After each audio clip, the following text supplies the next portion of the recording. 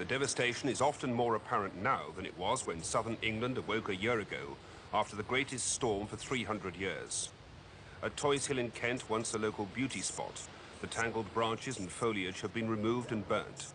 Most of the 300 years old tree trunks have been carted away.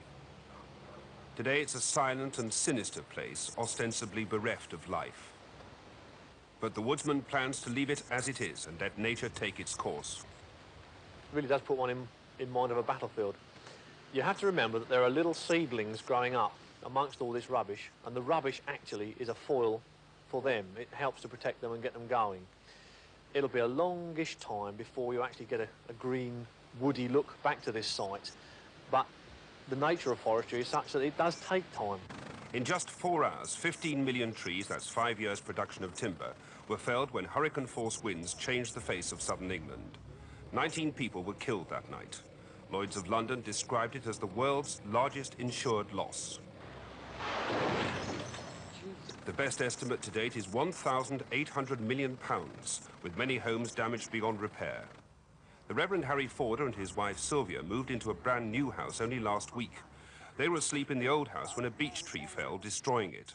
Mr. Forder fell to the ground floor next to the telephone and was able to call for help with his wife trapped under the tree upstairs.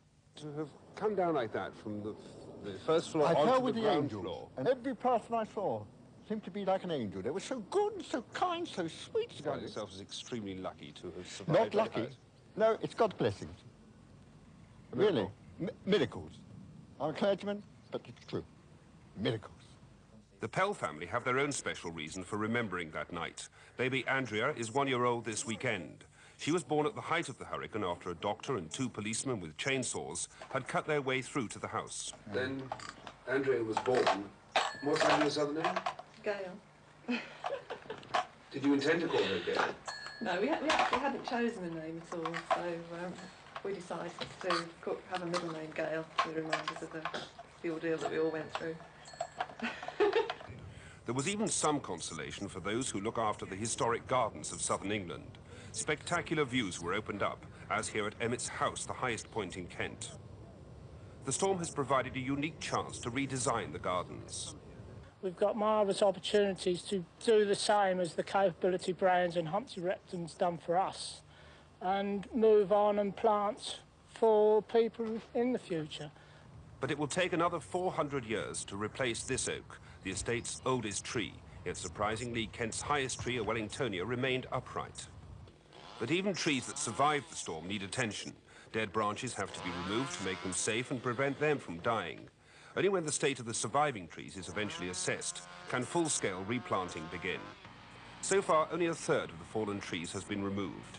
Another third will be cleared within 2 years, and the rest will be left on the ground.